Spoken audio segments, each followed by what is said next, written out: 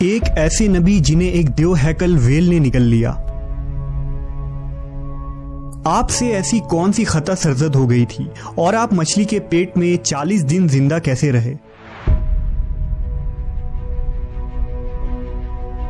اس video میں ہم اس ہستی کے متعلق جانیں گے جن کا واقعہ قرآن مجید میں یونس اور توریت میں جوناہ کے نام سے آیا ہے۔ تاریخ میں آشوری قوم ایک عظیم اور طاقتور قوم کی حیثیت سے جانی جاتی ہے جس کا دارالحکومت اشور تھا۔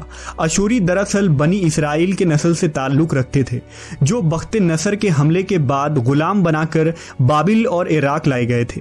اس زمانے میں دریائے دجلہ کے کنارے نینوا نامی ایک چھوٹی سی بستی تھی۔ اشور کے کسی بادشاہ نے ایک دیوتا کے نام پر نینوا میں ایک مندر بنوایا۔ رفتہ رفتہ دوسرے بادشاہوں نے بھی مندر اور عمارتیں بنانا شروع کر دیں اور ایک دور ایسا آیا کہ یہ چھوٹا سا علاقہ سلطنت اشوریہ کے عظیم الشان دارالسلطنت میں تبدیل ہو گیا۔ نینوا شہر کے بیچوں بیچ مندر اور شاہی محل تھے جہاں سے اشوریوں کا بادشاہ پورے سلطنت پر حکومت کرتا تھا اور اونچے تخت پر بیٹھ کر بازاروں، گلیوں اور تفریح گاہوں کا نظارہ کیا کرتا تھا۔ اشور کے مغربی علاقے میں لہلہاتے کھیت تھے۔ پورا شہر درختوں اور باغات سے سرسبز و شاداب تھا۔ اشوریہ لوگ پتھر تراشنے کے فن میں بھی ماہر تھے، لہذا جگہ جگہ سنگ مرمر کے دیواروں پر انہوں نے اپنے دیوتاؤں کے نقش و نگار بنا رکھے تھے۔ مختصر یہ کہ نینوا تہذیب و تمدن کے لحاظ سے انتہائی ترقی یافتہ شہر تھا۔ اشودر دیوتا ان کا سب سے بڑا دیوتا تھا۔ نیز یہ لوگ بادشاہ کو بھی خدا کا درجہ دیا کرتے تھے۔ یہ لوگ بت پرستی اور کفر و شرک میں مبتلا تھے۔ اس وقت نینوا کی آبادی 1 لاکھ سے زیادہ تھی اور یہ 700 قبل مسیح کا زمانہ تھا۔ اللہ نے اس زمانے میں اس قوم کی ہدایت کے لیے حضرت یونس علیہ السلام کو بھیجا۔ حضرت یونس کا پورا نام یونس ابن متا تھا۔ آپ حضرت ہود علیہ السلام کی اولاد میں سے تھے، جبکہ بعض مفسرین نے لکھا ہے کہ یونس علیہ السلام کا تعلق بنی اسرائیل سے تھا۔ آپ حضرت یوسف کے چھوٹے بھائی بن یامین کے بیٹے تھے۔ جب آپ کو نبوت ملی اس وقت آپ کی عمر 28 سال تھی۔ آپ پر ایک صحیفہ بھی نازل ہوا جو توریت میں یوناہ کے نام سے موجود ہے۔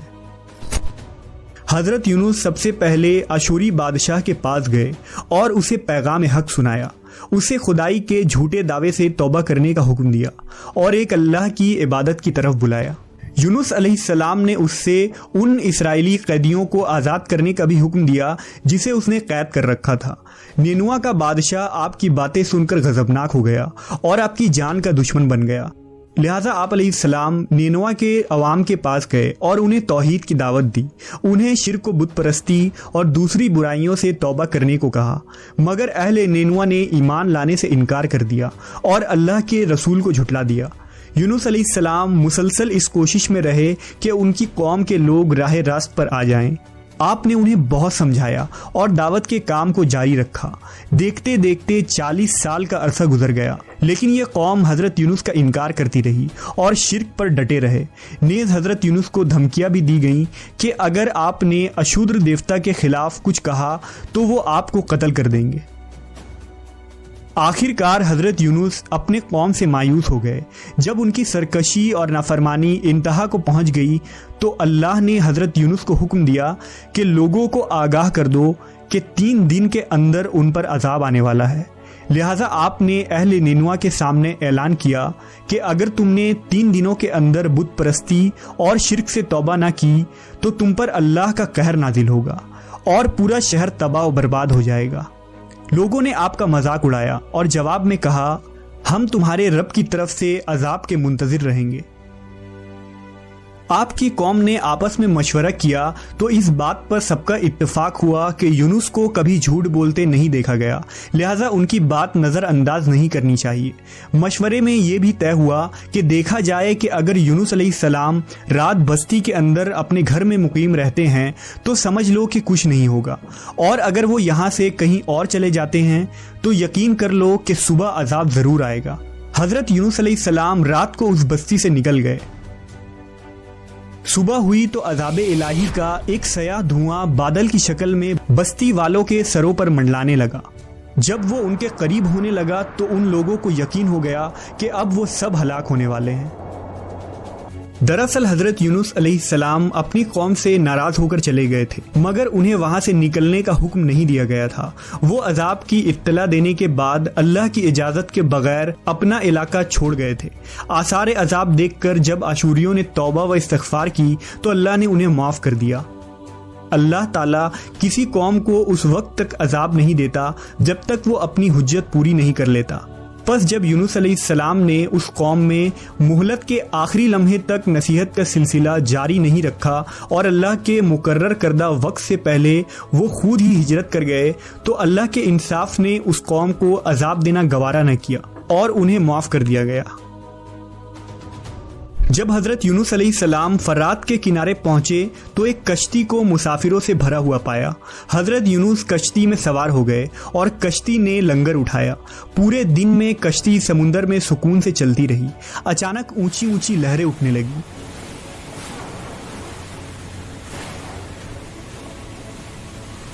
लोगों ने अपना साजो सामान समुंदर में फेंक दिया कि कश्ती का बोझ कम हो जाए, लेकिन कश्ती का बोझ फिर भी कम न हुआ। जब कश्ती डगमगाने लगी तो कश्ती के गर्क होने का यकीन होने लगा। अहले कश्ती ने अपने अकीदे के मुताबिक कहा कि ऐसा मालूम होता है कि इस कश्ती में कोई गुलाम अपने आका से भागा हुआ है। जब तक उसको इस कश्ती से अलग न किया जाएगा निजात मुश्किल है। यूनुस अलैहिस्सलाम ने सुना तो उनको तंबीह हुआ कि अल्लाह को मेरा निनवा से वही का इंतज़ार किए बगैर इस तरह चले आना पसंद ना आया और ये मेरी आजमाइश के आसार हैं। ये सोचकर उन्होंने अहले कश्ती से फरमाया कि मैं ही वो गुलाम हूँ जो अपने आका से भागा हुआ हूँ। लिहाजा 3 मरतबा कुर्रा अंदाज़ी की गई और तीनों मरतबा हज़रत यूनुस का नाम निकला। तब मजबूर होकर उन्होंने हज़रत यूनुस को दरिया में डाल दिया।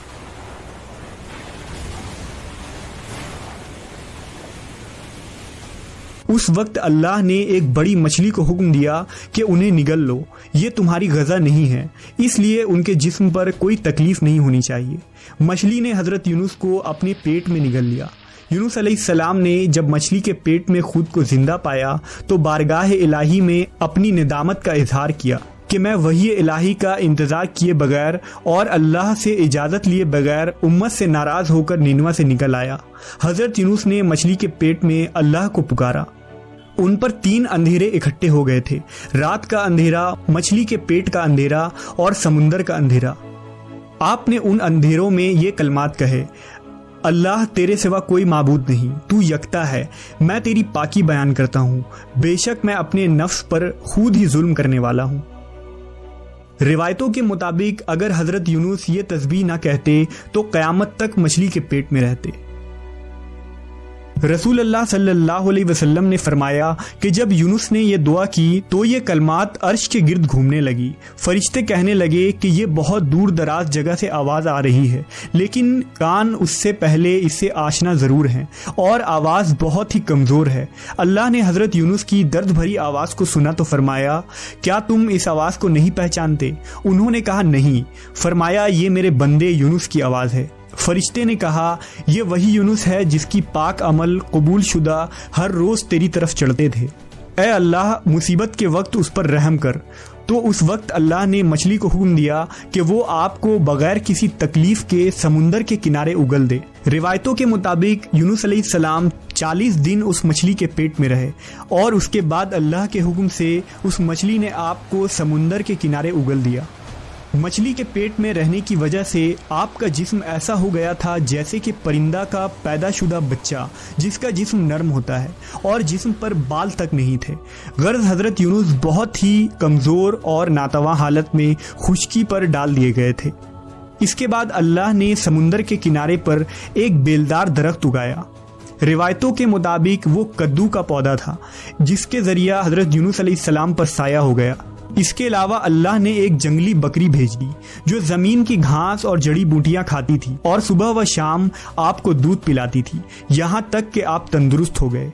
हज़रत यूनुस दरख्त के उस साए में झोपड़ी बनाकर रहने लगे। यूनुस अलैहिस्सलाम की कौम उन्हें तलाश करती हुई एक दिन उस साहिल के किनारे पहुंच गई और उन्होंने आपको देख लिया। उन्होंने आपके हाथ पर इस्लाम की बैत कर ली और साथ ही अल्लाह से तौबा व इस्तिग़फ़ार करने लगे। यूनुस अलैहिस्सलाम दोबारा निनवा चले गए और वहां रहकर अपनी कौम की रहनुमाई फरमाई। حضرت یونس کی زندگی نینوا ہی میں گزری اور وہیں آپ کا انتقال ہوا۔ اس قصے سے ہمیں یہ سبق ملتا ہے کہ کسی بھی حال میں اللہ کی رحمت سے مایوس نہیں ہونا چاہیے اور نہ ہی ہدایت کے معاملے میں اپنی ذات پر بھروسہ کرنا چاہیے۔ ہدایت تو بس اللہ ہی کی طرف سے ہے، ہمارے ذمے بس پیغام حق پہنچانا ہے۔